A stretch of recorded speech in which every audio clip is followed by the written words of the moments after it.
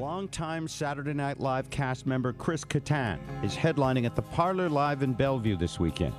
In addition to 7 seasons of SNL, great years too, you've seen Chris on Jimmy Fallon and in the hit film A Night at the Roxbury with co-star Will Ferrell.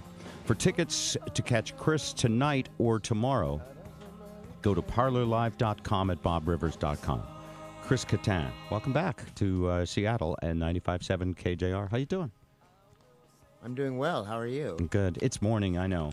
What does that mean? Well, I know. I always feel bad dragging you guys in through miserable traffic in the morning to come to the... It's okay. It's okay? It's, for those who don't always get up in the morning, it's good to get up in the morning. As an exercise. No, to get up in the morning and go, hey, look, it's morning. I don't see it that often. Ah. And then it kind of inspires you to go, I don't know, shopping or go get an Egg McMuffin. And be like a regular person. Man, that sounds Right, good. because regular people eat Egg McMuffins and they go buy jeans. Yes, they do. Right.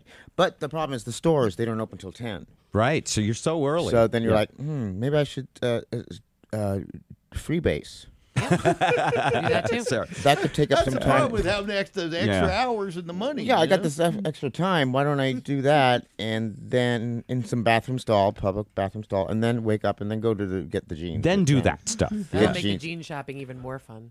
Oh, well, yeah. That's how you end up with the ones with the designs and rhinestones on the butt. by the Right. way. That's So how you end careful. up buying things that you didn't want. Correct. Like a big flashy car made out of jeans.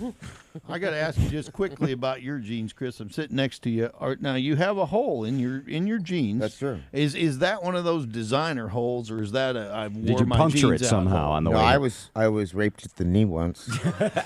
He deserved it for wearing those jeans. Well, that's what he said in his I know. terrible moment. I've been noticing. I have a teenage daughter, and some. Well, I don't want to bring cost- it up, but Yeah, it costs a lot to get jeans with holes in them. know it Sometimes does. I've Yeah. noticed. Why do they make you pay extra for that? Yeah. because it's that they're good people. They know what they're doing. Chris Kattan. Chris, it's good to see you. I you. know a bunch of things going on. I know you're writing a book. That I am. About yourself? It was either that or the Shah of Iran. I don't know Right which about one him. Yeah. to do. No, yeah, about me, but not because I think I'm interesting, but because of a lot of the events around me were definitely worth writing about. I did one pass of the auto bio, and it was essentially about, first of all, there's like 3 or 4 times in my life that were very interesting, I thought, and people told me, you should write about that. And one of them was the fact that my dad was already in the Groundlings, and growing up around that and seeing him as a child, watching him, grow up, him perform the Groundlings with Paul Rubens and Pee Wee Herman, and, doing and Phil Hartman and all these people in this young generation in L.A. Of comics. And Did he then do radio too? I read he was a voice actor. He did the Smurfs. He did a lot of stuff, and he just kind of had me come around, tag along with him. He took me on. He was just a really interesting guy. He was kind of he was, my parents divorced when I was 2, so living with my dad was like living with a big brother that really didn't think about how he may influence his kid. Like he would smoke pot freely, and he would go on dates and bring me along, on a date, and it ended up being fun for me. I would end up, having a crush on the girl, and there became a triangle.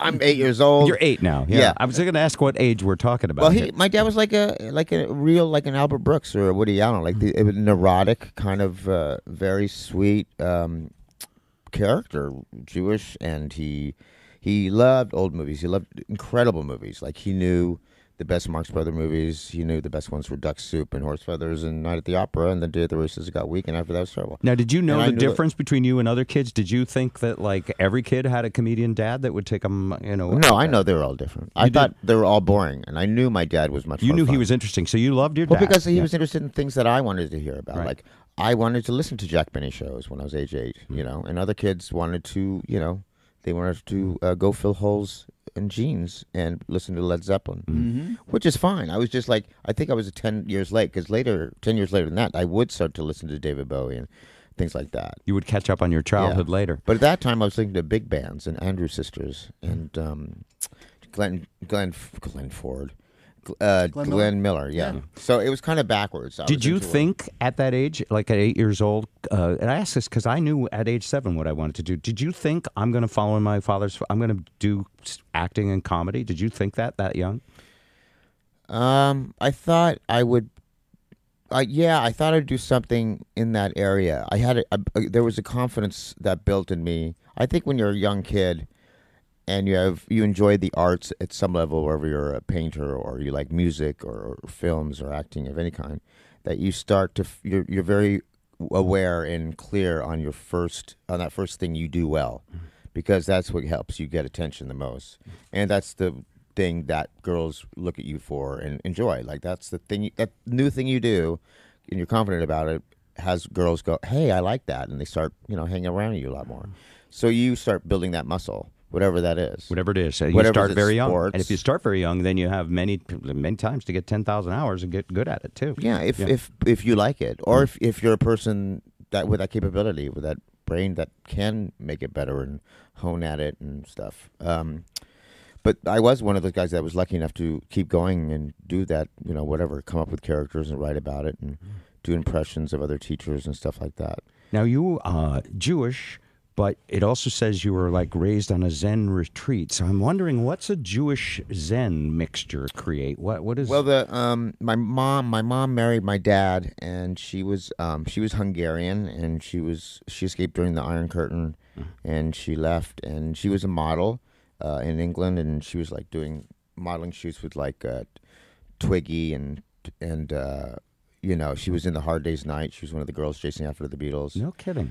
And she, went out with Jim Morrison, and she went out and like hung out with Mitch Mitchell and Jimi Hendrix, and there are some stories here. Are some of these going to be in your book? Yeah, exactly. Yeah. Oh man! So this is World, and then she met another guy, my dad, at the Cimarron Zen Center in downtown L.A., and that's where she became friends with Leonard Cohen. And Leonard Cohen and my dad were friends. And Leonard Cohen was also friends with another guy by the name of Mark Joslin, who became my mom's second husband. And then, so my stepdad, Mark Joslin, and my mom, they fell in love and then left my dad alone, and I would live with my dad on the weekends. And then my stepdad lived up in Mount Baldy, while my stepdad was building the Zen Center with Leonard Cohen. Wow. So they're doing that. So and they lived a life of What did you retreat. take from this philosophy at that young age? Well, that young age, it was so extreme too, because one side is like, Mark and my mom were like, you would hear in the background would always be classical music and pieces and theories of why Beethoven is capable of being a Nazi or whatever the hell why they would say that, I don't know. But conversations that weren't very funny. On one side. Yeah. And then I go to see my dad, and then he would be like, I'd be putting, he'd put Jell-O on his pants, and that was funny. So silly. But then how'd you get that hole in your pants, Dad? Exactly. Yeah. Exactly. So but then we watch a road picture, like a great one with Big Bob Hope and Bing Crosby, or that's what he entertained himself doing. So there are two different things, and my mom knew that was going on with me, and that I had that interest. She did not promote me to be in the show business, because she knew that she was in it, and she saw a lot of famous people die because of it. Wow! And just whether it was you drug did too, right? Well, I you didn't see them, like you weren't there when they died, but you noticed that. Yeah, it's a destructive business. It could be very. There's times when you were going to really hate yourself and not really care about yourself, and. Is that part of being in show business, like being torturing yourself over whether you did good or not? No, I think people. No, I don't. I think that can come up, but I think ultimately just don't care about people. I think the bottom line is people just only care about themselves, and that's very much true. It's very, very unfortunate, but I think ultimately, when it comes to, really caring and I do anything for you and blah blah blah. I think the thing is they do it for themselves first. It's a very, very selfish business. First of all, Chris, I want to thank you for something you said there. But let me just help myself. Yeah. But I will say that some of the greatest friendships I've ever had are through comedy and SNL. Like Amy Poehler is still a wonderful friend. There's camaraderie. Yeah, the camaraderie level amongst is people, unbelievable. friendships. Jimmy But Fallon you're talking is such a about sweetheart. You're talking about the business of show business. I'm talking about the Yeah, business. right. Some people will if they get cold feet, they forget about you. You mentioned that your dad Very finicky. was a Smurf, and I always suspected that those guys were smoking something. So I appreciate that you confirmed He's that. confirming for me. that. Yeah. Now, you said that was one part of your life that was incredibly interesting, and that was incredibly interesting and should be in a book. You said there were also two other kind of junctures. Where else in your life do you think would be an awesome chapter?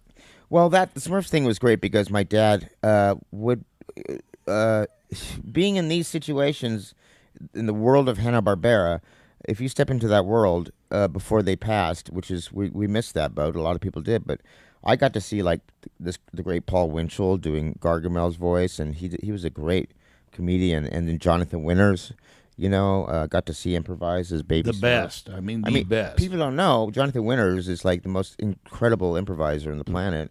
And Robin Williams would owe to that and say that, he's my mentor. learned from That's him, amazing to be a little kid hanging and just seeing these guys hanging around. You have no idea. It's like it's where genius got genius, which means this genius is even more genius. Like, you have no idea. I was looking at you. And unfortunately, a lot of people don't care. Oh, no, they don't know this. And the sad thing is they don't care. I was looking at you on Saturday Night Live, and I had forgotten a lot of these, but you were, it seems to me, fearless in all the impressions you did.